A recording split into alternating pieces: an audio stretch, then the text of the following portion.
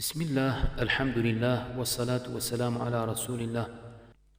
Aziz kardeşlerim, yaklaşık bir yıllık uzun bir aradan sonra Allah'ın izniyle tekrar birlikteyiz. Tabi bu süreçte mesaj yazan, yorum yapan kardeşlerimiz oldu. Özellikle derslerden istifade ediyoruz. Keşke devamı gelse gibi yorumlar, mesajlar çok geldi. Aslında derse tekrar dönüp devam etmemize sebep olan etkenlerden bir tanesi de inanıyorum ki bu kardeşlerimizin bu talepleriydi, bu istekleriydi ve istifade ediyor olmalarıydı. Bu da bizi motive etti ve tekrardan inşallah derslerimize başladık. Bundan sonra kaldığımız yerden devam edeceğiz. Bugünkü konumuz abdesti bozan şeyler. Daha önce de söylediğimiz gibi öncelikle Kadı Ebi Şüca'an Gayet-ü Taklib metnini Türkçe anlatacağız. Ondan sonra da Ahmet Hilmi Seydan'ın Hediyetül Habib isimli Kürtçe şerhini de olduğu gibi Kürtçe okumaya çalışacağız. Bismillahirrahmanirrahim. Vellezî o şey ki veya o şeyler ki yenkudul vudu'e abdesti bozuyor. Hamsetu eşya'e 5 şeydir. 5 şey abdesti bozar. Birincisi ma o şey ki o şeyler ki harece çıkmıştır, çıkmaktadır. Mines sebileyni 2 yoldan. Yani insanın ön ve arka tuvalet yollarından çıkan her şey ne yapar? Abdesti bozar. Gerek idrar yolundan, küçük tuvalet yolundan, gerekse büyük tuvalet yolundan çıkan her şey abdesti bozmaktadır. 2. وَالنَّوْمُ uyumak. Uyumak, uyuyakalmak abdesti bozan ikinci bir etkendir. Bunun bir istisnası vardır. Nasıl bir uyuma? Ala gayri heyetil mütemekkini. Mütemekkin şeklinin dışındaki uyuma. Mütemekkin şekli istisnadır. Mütemekkin şekil bağdaş oturmadır. Yani insan makatının tamamen yerle bitiştiği, yere temekkün ettiği, yere yapıştığı bağdaş oturma şeklinin dışındaki uyuma abdesti bozan ikinci bir etkendir. Evet, Şafii mezhebinde uyumanın bir istisnası sadece vardır. Yani mesela insan ayakta uyuyabilir, uzanarak uyuyabilir, yan tarafı üzerine uyuyabilir. Hasılı bütün bu uyuma şekilleri abdesti bozar. Bunlardan bir tane istisna vardır. O da insanın arka tarafının tamamen yere bitişip temekkün ettiği bir uyuma şeklidir. Bu durumda makat kapandığı için herhangi bir hava vesaire uyku halinde dışarıya çıkmadığından dolayı bağdaş şeklinde oturup bu durumda uyumak abdesti bozmazken bunun dışındaki bütün uyuma şekilleri ne yapar kardeşlerim?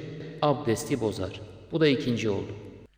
Üçüncü etken kardeşlerim ve zevalul akli.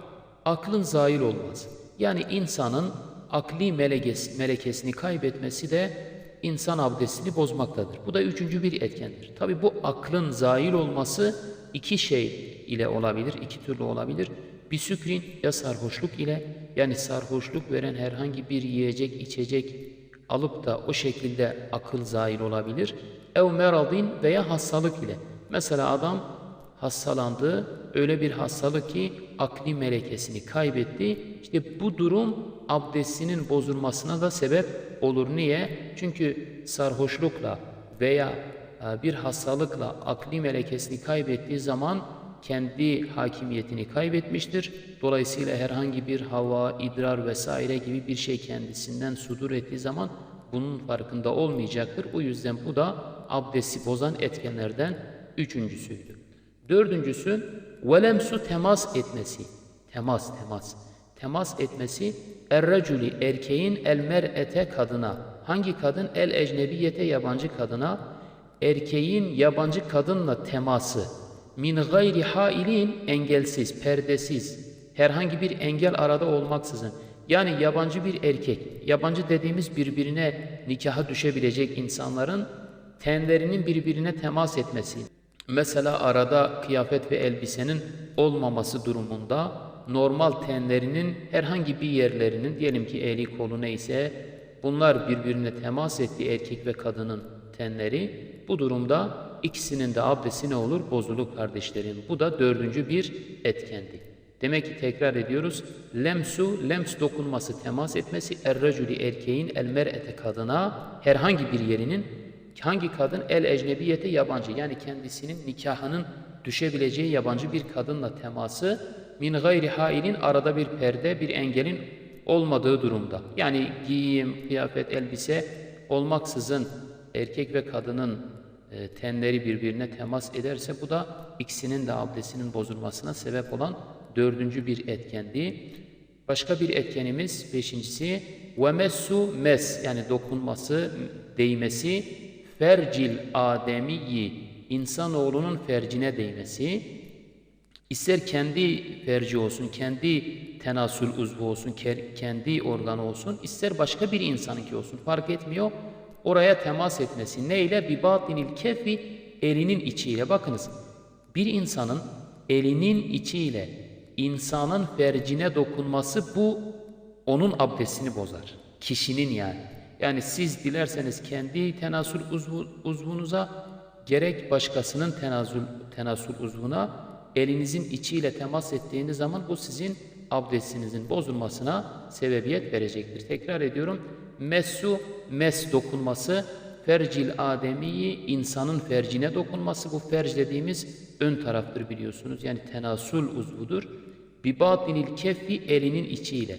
Evet, elinin içiyle bir insanın, başka bir insanın veya kendisinin, fark etmiyor. Yani insana ait. Bakınız, hayvanlarınki buradan çıkmaktadır. Mesela hayvanın tenasül uzvuna temas ettiğiniz zaman bu abdesti bozmaz. Dolayısıyla elin içiyle insanın fercine, tenasül uzvuna dokunmak da şurada. Bu ne yapar? Abdesti bozar. Ve sonuncusu ise yine, bu da aslında bu maddeye dahildir. Çünkü bu 5. maddeydi. Dedik insanın fercine dokunmak insanın abdestini bozar. Tabi dokunan kişinin. Aynı zamanda bu da bunun bir ilavesi olarak ve messu, yine dokunması, halkati duburihi, insanın arka bölgesine. Halka, yuvarlak daire demek. Dubur, kişinin arka yolu demek. Mes, oraya temas etmek. Bu yine kendisinin makatı da olabilir, kendisinin duburu da olabilir, başkasının halkati duburu da olabilir, hiç fark etmiyor. Temas eden kişinin abdestini bozar. Alel cedidi, İmam Şafii'nin cedid görüşüne göre, biliyorsunuz İmam Şafii'nin iki görüşü vardır. Bir kadim, bir de cedid. Yani bir eski görüşü vardır, bir de cedid görüşü vardır. Daha sonradan İmam Şafii'nin benimsediği görüşleridir cedid görüş.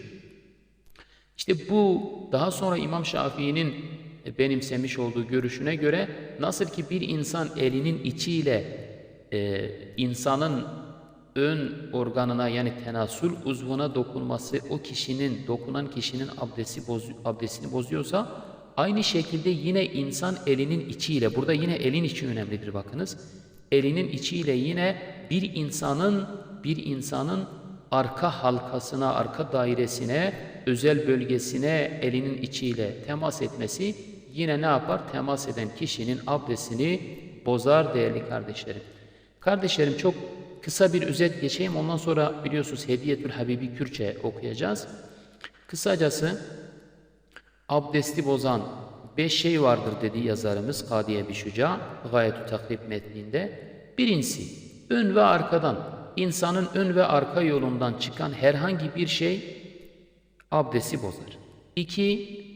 Mütemekkin, yani bağdaş şeklinin dışında uyumak. Bağdaş uyuma şeklini burada istisna edelim. Bunun haricindeki uyuma şekilleri abdesti bozar. Etti 2. Yine kişinin aklının sarhoşlukla veya hastalık gibi bir sebeple zail olması. Hasılı insanın akli melekesini kaybetmesi onu abdestsiz kılar. Dolayısıyla abdestini bozar. 4.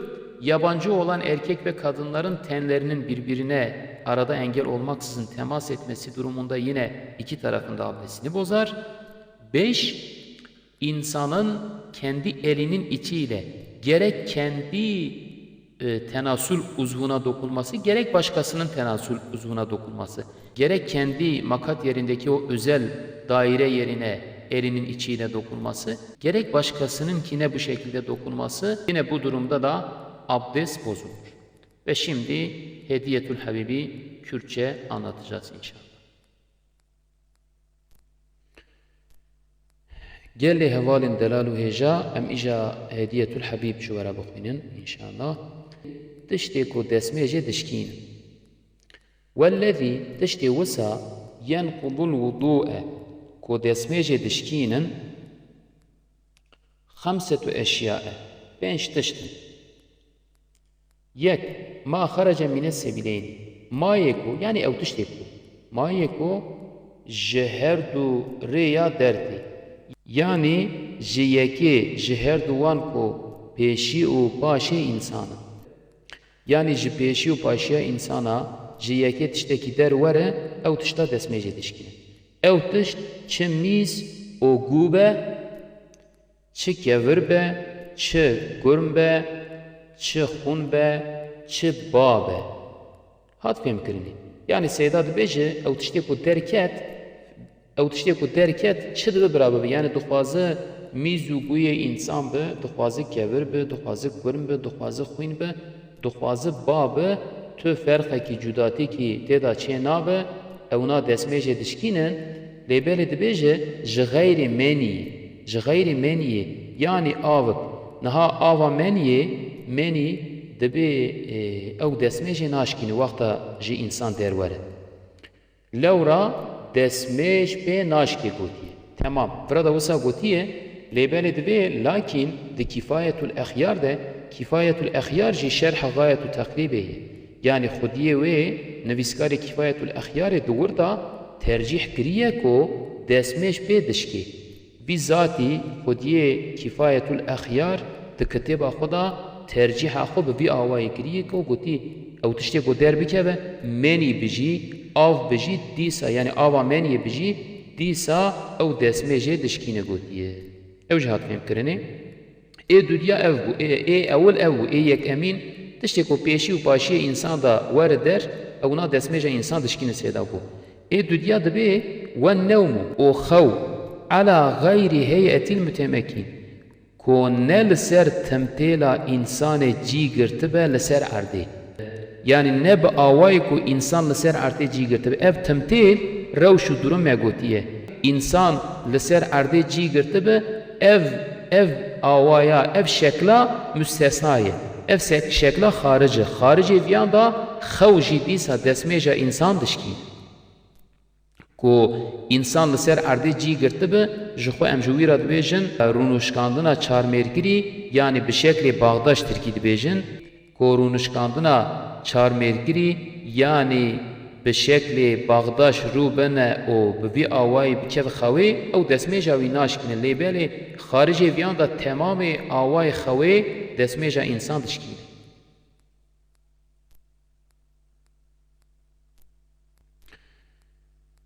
بله گو على غير هيئة المتمكن من الأرض جأرده يعني بآواي كو إنسان سر أرده جي گرتبه بوي آواي خارجتر دخارج في آواي دا يعني خوا کسی کو نه چارمرکی رونشتبه نه با آواي چارمرکی رونشتبه با آواي باغداش بوی آوای خارجتر به تمام خویجی دستمیج دشکنه بو وقت کو درشکری به مثلا مرف درشکری خودریش بکه او رازی بکه خوی و یا لآلی کی پال دابه یا جی لسر آلی کی رازابه مثلا کتب خوی و یا لپیا به یا جی لسر پیا بکه خوی رابزی evna tamamı vana destmece dişkinin vana vana ala gayri heyetil mütemekkin te hasbandını tamam yani vana bağdaşnının vanan be avay çar merkirinin jiberwe yeki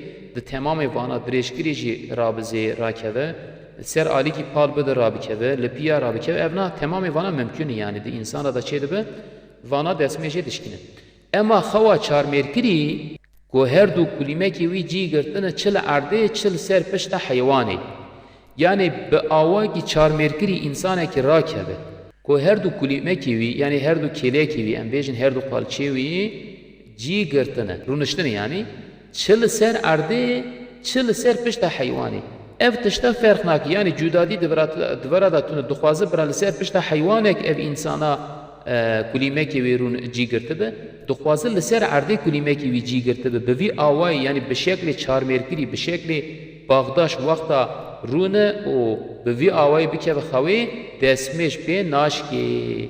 Gerçi pal dabe tişkî ku bi wî tiştê bide alî wê bikeve. Yani dixwaze bira meyla xwe dabe ser tiştekî, mesela ha pal dayî ser tiştekî de pal dabe û raketibe, wexta tu wî tiştî bikişîne ew ê însan bikeve bi vî awayî jî razê dîsa jî destmêja wî naşkî. Lewra wê demê tiştek ji dubûrê dernayê gotî Seyda. Tamam.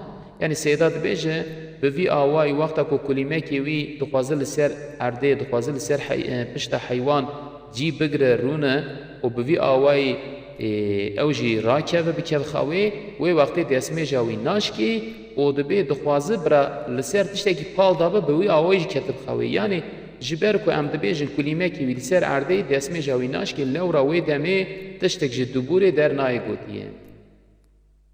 Seyda dibêje ji vî ya tê zanîn xewa ser kursîya singer, mera bikev xewê li ser kursiyê singer ku meriv têda diçe xwarê. Kursiyê singerê ku meriv têda diçe xwarê gotî Seyda. Hasilî em bên li ser kursiyê singer razê destmêj pê naşkê dibêje Seyda. Yani ji ber ku kulîmekê wî cî digirin, kulîmekê wî cî digirin, ova jî wek şeklê çarmêrkirî dihesibe, bi vî awayî ji ber vê sedemê destmêja vî merivî bi vî awayî bikeve xewê naşkê. Ema xaricê wî da yani xwe dirêj bike, li ser alîkî pal bide ya jî li pîya bikeve xewê destmêj dişkî. Seyda dibêje tu bizan destmêj bi hênijînê naşkê. Niha hênijîn tedî Tirkî dibêjin û yuklama wexta me ra dihênije bi vî awayî jî Seyda vê destmêj naşkê, yani ev xew nahesibe. Naygotinê va însana ketiye xewê. Alametê wî ew e ku alametê vê hênijandinê çi ye yani dengê xeberdanê dibihîse lê fêm nake. Dengê însana tê wî yani dengê ku merivê jêra bipeyîve dengê wana dibihîse û fêm nake, em ji vîya ra dibêjin hênijandin û yuklama destmêja wî Seyda got dîsa naşkê got. Tiştekî dijî Seyda dibêje dibe dîsa naşkê. Dîsa destmêja însan naşkê ku bi şek bikeve ka razaye yan hênijî ye. Yani şek ket dilê wî û eceba ez vir raza bûm ya jî hinek hênijî bûm, divê rewşê de jî divê haletê de jî Seyda dibe destmêja wî naşkê. Ketî şek û şübhê dibe eceba ez hênijîm ya ez ketim xewê, divê rewşê de jî divê haletê de jî destmêja wî naşkê. Belê em berdewam bikin êsisiya ve zevalul aqlî û çûna aqil bi wekû bêhiş bibe. Yani hişê wî biçe, bêhiş bimîne, divê haletê de jî destmêja wî dişkê.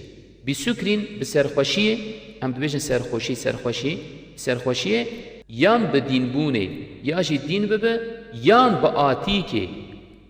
Ya jî bi atîkê, atîk sara, dibêjine epilepsî sara, nexweşîkî wisa kurmancî navî atîk e. Atîk çê bibe, ya jî dîn bibe, ya jî serxweş bibe bi vî awayî aqlê wî here, ew meradîn yan bi nexweşiyê, ya jî bi nexweşîkî aqlê wî here, çûyîna aqil jî dîsa destmêjê dişkîne. Ê çara dibe welemsu reculî el mer'ete û destdana zilam ji pîrekê re. Zilam destê xwe bide pîrekê, yani gihîştina tişkî ji bedena mêr û jinekê bihev. Yani ji bedena mêr û jinekê tişkî ji bedena wana bigê hev, ev jî destmêjê dişkîne. Ne por û diran û nenûk. Niha porê însana, mesela destê me ra li porê pîrekekî bikeve, ya jî ê pîrekê li êmêrek bikeve, ferq nake. Di diran jî wisayê, nenûk jî wisayê, bi vana destmêj naşke. Di xaricê va sê tişta da çermê wana, bedena wana li hev bikeve destmêja wana dişkê. Lewra destmêj ji vana naşkê gotî, yani ji por û diran û nenûk destmêj naşkê, di xaricê vana da bi ê tiştê dina destmêj dişkê. Kîja jinik me got el ecnebiyetê. Yani jina nemehrem. Jina ku bi vî kesî ra mehrem nebe. Bi wekû nîkaha wê durist e. Gerçi pir extiyar be. Yani Seyda dibêje welew kî jinkî extiyar be jî, wexta nîkaha mêrek bi wê ra durist be, yani gora dînî İslamê evna mehrem nebin, nîkaha wana bi hevdûra durist be, او پیرکا اختیار بجی وقتا دست ظلام و پیرکی هف بکوه یا جی کی وانا وسلکی وانا بدنا وانا تشتکی وانا لهف بکوه آریدا مسح تماس شبه او جی دسمه دشکنه چما گو جنه اختیار جی دسمه تشکناندنه جبر کو دبیجه اما زاروکی کو نگیهشت به حد اشتهای بوکو 5-6 سالی به نه زاروکی 5-6 سالی به نگیهشتن حد اشتهای حد اشتهای یعنی حدی کو اشتها مرا بکشینه نفسا مرا بکشینه حاشا نگیهشت بن وی سالی نگیهشت بن وی سویه مثلا کو 5-6 سالی به سیدا دبیجه دسمه جه ناشکی به وازاروکا دسمش ناشکی یعنی دستی مرف کی ام بیجن زاروکی کی کچین بکوه او کچکشی نگیشت به حد اشتهای یعنی ام بیجن 5-6 سالی به دوی روشه دا دسمه جا وی مروی وی ظلامی ناشکی دیسا جنه کی جی دستی وی زاروکی کی لاوین بکوه او زاروکی لاوین جی پچوک دسمه جه ناشکی چه کر چه کچ یعنی دخوازه او زاروکا کچین به دخوازه زاروکی لاوین به تو فرقه کی جداتی کی آریدا تو نیه وقتا نگیشت به حد اشتهای دسمش جه ناشکی لیکو اشتها بکشینه یعنی کو نفسا انسانا وانا بکشینه یعنی او زاروکانا بگیشت بن حد اشتهای مثلا سیدا گوتی بوه کو 7 سال کربه و یا زیده تر یعنی ام بیجن 7 سالی به یا جی زیده به و یا جیر به دخوازه بنی 7 را بجی فرق ناکه کو اشتها انسانا بکشینه دخوازه به حالت دا 7 به زیده به یا جی بنی 7 را به فرق ناکه دسمه جه دشکی سیدا گوتیه بله من غیر حائل معنا بیا چیه؟ بی پرده لورا دسمش بگیشتنا جان تازی دشکی نه ای بجل یعنی وقتا کل سر انسان جلو برگ هبه به وی آوای وستی انسان به هف بکه و دسمش نای شکناندنه جبر کو جلو برگ آریده هی ایجا انسان وقتا کو تازی به جلو برگ لیتونه به وی وقتی دسمش دشکی ای پنجا ومس فرج الآدمی او دستانا فرج انسان ویا ذکری وی yani zeker ya jam vejin ferci insan farknak her duj goti seyda her du navji gotiye desti mera ferci insaneki yani zekeri insaneki bikeve çe e nefsavi çe e gayri çe e peçuka çe e mezina çe mahrem çına yani dve mesele da duxwaze ev insana jmerara mahrem be duxwaze nebe duxwaze mezin be duxwaze peçuk be دخوازی یک دنه به دخوازی ای انسان به تو جدادی کی فرقه کی آریدا تو نه وقتا دست یک مرو کی ذکر انسان کی بکه فرج انسان کی بکه یا ای خو بکه فرق نه که دست مجاوی دشکی به باطن الکفی گوتی به باطن الکفی به هندره کفکا دست yani هندره دست انسان بکه گرچه پوچ به yani وردا پوچبون هبجی پوچ بجی دیسا وقتا دست انسان هندره دست انسان کفا دست وی عورت وی یا دا عورت یک دنه بکوه وی وقتی دست مجاویدش که نه به سر تلیه گوتی سیره یعنی سر تلیه انسان لی بکوه دست مجناش که او نه به کلک وانا کلک تلیه جلی بکوه دست مجناش که او نه به کلک کفا دست یعنی کفا دست مرا نه به کلک وی بکوه دیسا دست مجناش که او نه فرج حیوانا او فرج حیوانا بجی دست مجناش که وقتا کو دستی مرا لی بکوه لازم کو دوردا انسان هب وقتا حیوان به دستی مل فرج حیوان بکوه دستمیج ناشکی و دستی لازم پیوسته کو کفا دستی یعنی هندوری دستی وقتا کو تلیلی بکوه کلک تلیا لی بکوه کلکا کفا دستی لی بکوه یا جی ای حیوان کی بکوه دبی حالت دا دستمیج ناشکی دیسات بجه ومسو حلقة دبوره وها رنگ دیسا وسایه دستانا خلق دبورا انسان yani dubur unzanın kuna insan paşya insan خلقه yani اوجيكو حشا گوي ويجي در بكبه دست انسان لور بكبه ديسا هندوري دست انسان لور بكبه ديسا دست مش دشكي على الجديد قلت لسر قول نو لسر قول امام الشافعي نو وقول امام الشافعي رضي الله عنه دما كل مصري بويا يعني دما كل مصري امام الشافعي اف قول خو اني زمان جبيرتي قلتن قول جديد قول تازه قول نو غورا في قول جديد دستي وي لباشيا ويجي بكبه الحلقه دبوري جي بكبه دسمج دشكي قول قدیم چیه؟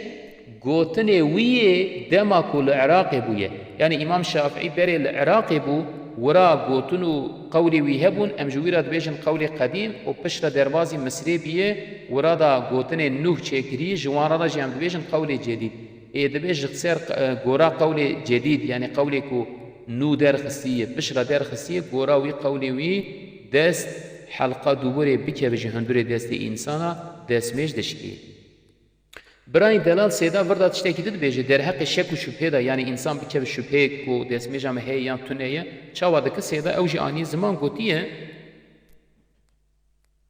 مسئله کسی کو یقینی زانم دست میش گرتیه باشه دو دل ببه یعنی به یقینی دزانه دست میجاوی هی دست میج گرتیه و پشرا شبهاوی چه ببه شکاوی چه ببه تردداوی چه ببه دبه دست میجیه دا دبه دست میجیه دا دو دلیاوی چه ببه شکاوی چه ببه عجب دست میجام خراب بیه یا نا یعنی به یقین دزانه دست میج گرتیه لیدبه عجب دست میجام شکیه یا نا کا دست میجاوی شکیه یا نا بوی آوای بکوه دو دلیه او به دستمیجه سیدا دوی حالت دا دوی روشه دا او به دستمیجه yani destmêja heye lewra yaqîn qet'î olarak dizane destmêj girtiye di ku da şübha wî heye di bêdestmêjiyê da şübha wî heye yani dibe eceb destmêjam şikayê ya ne şikayê bi vî awayî di dulya wî çê bibe şek û şübhe pêra peyda bibe ew bi destmêj tê hesbandinê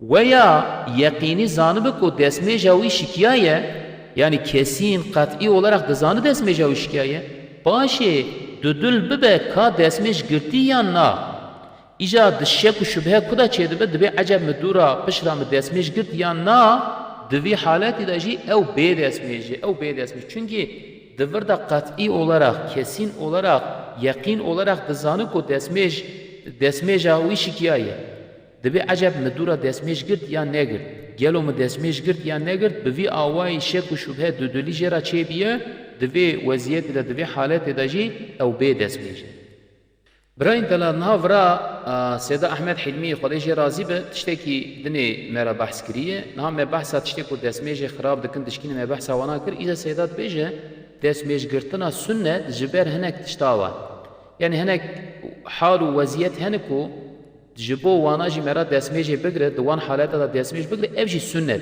اف تشتکی دد بیجه سیدا ورا دا وانا جی تشتکی بفایده مسئله گوتی سیدا sünnet de destmêj girtin ji ber hinek tişta ku bêne meydanê hinek tişt dema ku ji însana wer meydanê wer holê ji ber wana jî destmêj girtin sünnet wana ev xûn hatina ji cihkî ji bedenê niha ji bedena însana wexta xûn biherike destmêja însan naşkê di şafiya da destmêj naşkê di henefiya da dişkê îja ji ber ku şafiya da destmêj naskê dîsa jî seyda divê ji divê haletê de însan destmêj bigire sünnet ji ber ku xûn herikî Hênijîn, hênijandin jî mego destmêja însana naşkîne.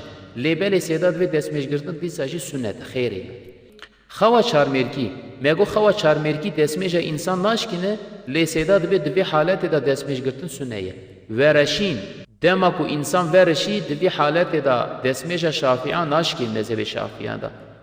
Divê rewşê da destmêj naşkî, destmêj girtin sünnet e, lêbelê di henefiya da vereşîn jî destmêjê dişkîne.